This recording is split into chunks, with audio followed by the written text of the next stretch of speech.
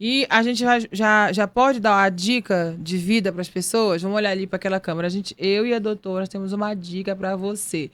Vai dormir. No final, a gente vai falar juntas, né? Olha, Luciana, quero dizer que eu tô muito feliz, já estava no meu plano aqui, realmente, e você não vai nem gravar só esse podcast, quero te chamar para os inspiradores, vim chamar outros tipos de gravação, porque sono, né? Quem já viu a minha história de vida foi uma das mudanças de chave da minha vida, e onde eu tenho percebido, andado por aí, eu percebo que as pessoas não se tocam para esse assunto. Aí eu queria que você já falasse aqui, primeira pergunta, por que as pessoas não despertam que o sono é o grande vilão da saúde, da energia vital? Exatamente. As pessoas não valorizam, né, o sono, na verdade, não dão importância como deveriam dar ao sono, né? Então a gente dá importância para tanta coisa, valoriza tanta coisa na nossa vida, alimentação, o nosso trabalho, mas a gente chega não dá importância para o sono. Então assim, o sono, ele é um dos pilares para a nossa saúde, né? Então se a gente conseguir manter os três pilares, que são alimentação, atividade física e sono, a gente com certeza vai ter uma vida, vai ter um organismo saudável e uma saúde, né? Uma vida mais saudável. Aquilo que a gente chama de energia vital, aquela vontade de acordar de manhã e vou ganhar o mundo, vou trabalhar, aquele povo que amanhece cantando na sala, é isso? Exatamente. Você amanhece feliz. Então, se você amanhece todo dia estressado, mal-humorado, Cansado. cansado, comece a observar, comece a olhar para o seu sono, porque algo pode estar acontecendo e você não está percebendo, É, né? geralmente é assim. Aí eu queria te perguntar, como é que começou o seu encanto e amor pelo sono? Você é fisioterapeuta, não é isso? Como é Isso. que começou essa tua jornada de conhecimento em relação ao sono? Então, essa minha jornada, ela começou há muitos anos atrás.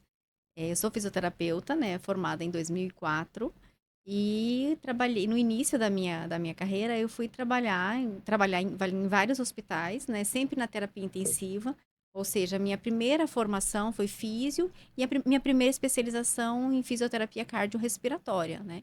Então trabalhei muitos anos em hospitais e aí entrei também numa multinacional, na White Martins, e lá eu tive o contato com a área do sono. Então foi na White Martins que eu comecei a conhecer o sono, pois eu gerenciava uma área que era responsável pelo sono na região norte. Então assim, na White eu comecei a ter esse acesso aos treinamentos, né, com os equipamentos, conhecer o que era o sono, o que é o mundo do sono, né? E na White Martins eu trabalhei durante 7 anos. E quando eu saí da White, assim, como eu trabalhava na White Martins, eu tinha muito contato com os pacientes que adquiriam os equipamentos para tratar o sono. Mas os pacientes em Manaus, eles somente adquiriam os equipamentos. Então, eles não tinham o acompanhamento, eles não tinham a adaptação. Então, assim, era uma questão de comprar o aparelho e tentar usar, né? E dê sorte, vai ter E que dar sorte. eles andavam sozinhos, né? E eu, como profissional da saúde, eu ficava assim, me incomodava aquilo. Eu falava assim, meu Deus, esse paciente, né, ele vai comprar esse aparelho, será que ele vai adaptar? Será que ele vai permanecer fazendo uso, sabendo da necessidade dele adaptar o equipamento? E aí eles iam, né, e caminhavam sozinhos. Muitos pararam pelo caminho, né? E quando eu saí da White Martins em 2012, aí eu já tinha, quando eu saí, eu vou abrir a clínica e vou acompanhar, eu vou buscar essas pessoas. Porque a minha preocupação, minha vontade era cuidar desses pacientes que estavam caminhando sozinhos, muitos parando pelo caminho, pelo meio do caminho, ou seja, não estavam dando continuidade ao tratamento da apneia do sono. E aí foi o que eu fiz, né? Abri a clínica no sono em 2012, abri a Sonoar, e aí lá nós comecei a trabalhar com sono e resgatar esses pacientes que tinham comprado equipamento durante o meu período da empresa. Muitos estão comigo até hoje, né? Eu tenho pacientes que estão comigo há mais de 15 anos e eles continuam usando o CPAP, continuam fazendo a terapia para o sono, para a apneia do sono e continuam bem, com saúde, né? Então, assim, isso é muito gratificante, Mais né? dispostos. Até agora você falou aí dessa tua experiência, então lá nessa empresa você teve acesso aos equipamentos que ajudavam ao tratamento no caso de De apneia. apneia, exatamente. Então, na White Martins, a gente fornecia os equipamentos, né, para os pacientes, mas não tinha acompanhamento clínico, não tinha avaliação clínica dos Que não era o mapa da pacientes. empresa, a empresa Não, a vendia, né, os empresa era equipamentos, né? somente a venda, a comercialização dos aparelhos para a apneia do sono.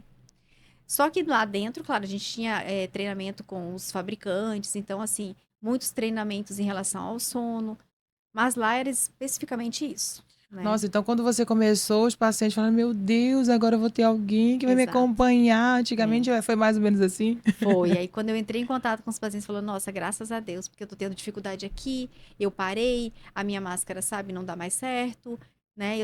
Eu engordei, eu emagreci. Tudo isso interfere no sono. Tudo isso interfere no tratamento da apneia do sono. Por isso, o paciente precisa ser acompanhado. Então, não adianta o paciente adquirir um equipamento, por mais moderno que ele seja, o melhor equipamento do mundo, melhor máscara, mais tecnológica. Se ele não tiver um profissional do sono para acompanhar, adaptar e acompanhar esse tratamento a longo prazo, em algum momento ele vai começar a parar. Agora, o teu trabalho hoje, doutora, é focado, assim, em várias áreas de doenças do sono. Principalmente Sim, depois aí, né, que a gente teve a pandemia, surgiram outros problemas de doenças do sono, né? Por conta das doenças aí, eu acho que tanto psicossomáticas, ó, você vai me corrigindo, tá? Se eu tiver falar algum termo errado. Como as mentais, né? Eu tava sim, aqui, acho que uma cliente nossa, que é a doutora Nazaré, PhD em psicologia, ela falou muito sobre isso. sim. A gente até procurou no Google, teve um aumento de 30% nas doenças, né, mentais de todos os tipos. E isso aí desenvolve, por isso que você ouve muita gente dizendo que não dorme, não consegue dormir, entra naquele vício de remédio para dormir. Isso aí também é uma área de atuação sua, que é tão grave como uma apneia, porque tira a qualidade do sono, né? Então, o sono, então assim, depois que eu saí da empresa, eu fui buscar mais uma especialização aí em sono, né? E o sono é uma área muito nova, muito nova. Então, assim, a gente pensa que o sono é só deitar e dormir e acabou. Não, são várias áreas, né? No sono, a gente tem, de acordo com a Academia Americana do Sono, já, como é que eu posso dizer? Já Mapeadas? mapeados pela Academia Americana do Sono, tá? Mais de 50 distúrbios do sono, né? Então a gente. E aí, esses distúrbios são divididos em distúrbios respiratórios e distúrbios comportamentais, né? Então a gente tem dois grandes grupos aí separando os distúrbios. Quem E tá mais em dentro, evidência agora? a gente tem entre os distúrbios respiratórios o mais evidente a apneia do sono, que atinge 33% da população, ou seja, um terço da população mundial sofre com apneia do sono. E nós temos nos comportamentais a insônia. Então, são os dois distúrbios que mais afetam e são mais presentes no sono da população em geral.